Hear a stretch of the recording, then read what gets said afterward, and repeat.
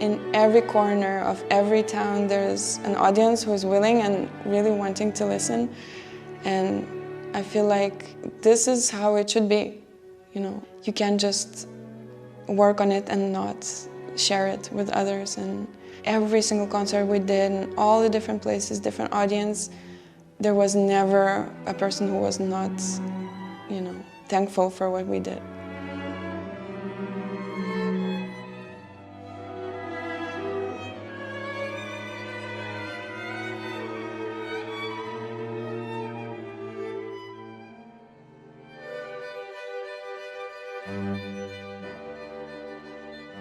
You come as an individual, and then you meet the rest, you know, like pieces of cake. There are a lot of pieces of the whole thing, and you just simply don't know how it's going to be. You don't know how you connect with each other. Probably you assume that you're not good enough. There's always this, you know, inner critic in us that is sometimes very overwhelming, and sometimes it's really making us play worse. And the work together really helped with all of that.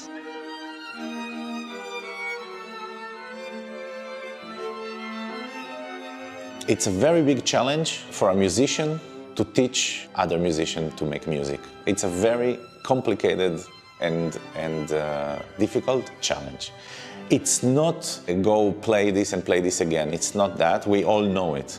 Many elements that we have in the music academy appear to disturb us from this intuitive way of playing. That's why, since I was a student, I felt that regularly performing for people that are not connected to music, definitely not in the music academy and even not in the Philharmonie, is a very crucial part of being an artist, and crucial part of learning, and crucial part of understanding what is music.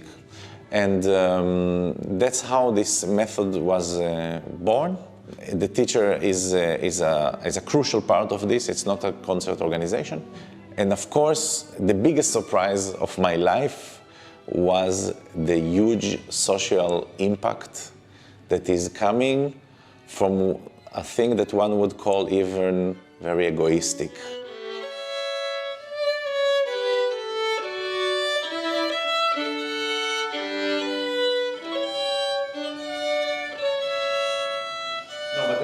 If you speak about the bow here, and I don't think it's so much the place here, but this is just a suggestion.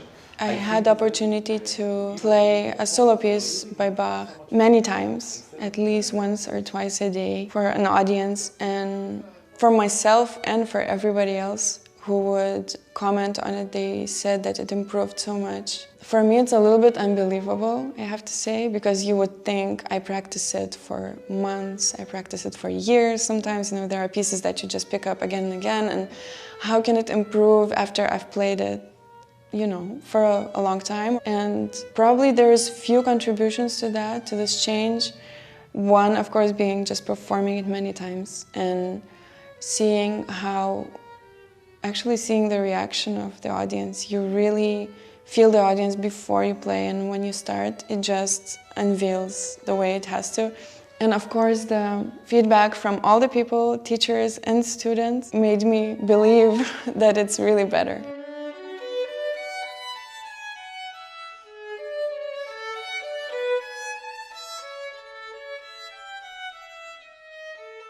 Musethica is letting yourself forget about yourself and share the music in its purest form with the receiving audience. It's very interesting to see feedback both from the teachers and the young musicians. Many of them speak about that during this process of the Musethica session of the festival, during the social concert, they feel that this public or this kind of concert causes them to forget about the individualism, and that's why they play better, which is actually something completely the opposite of what we are used to think of and what we are raised in classical music life by our parents and teachers. Well, I think the most exciting educational aspect of the concept behind Musethica is, on the one hand, the opportunity to play with the young people, whereby the whole group, all of us, end up being actually equals. So in a way there is an exchange and a certain kind of passing on our experiences and knowledge. But on the other hand, we get so much from the young people as well. So it's a very enriching and interesting interaction. What do you have, numbers or letters? Big numbers. Yeah, may I say? Yeah. These exact notes, I think they are too stressed. They still go to the next bar. And now it's like a downbeat on that, which I think...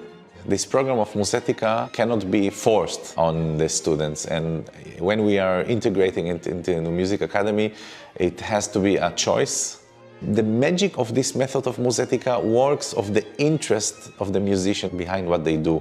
Not so much, okay, we have to do it or we'll be such fantastic people doing these wonderful things, but we have to do our job very serious, and we have in this moment that we have to play the most beautiful, the most trying to translate this musical text, not because we are being judged or we have to impress someone, this is very often unfortunately happen in the traditional concert halls, but the recipients have to get it in the most pure way without knowing anything about this music, and it has to come from the interest of the musician to play better.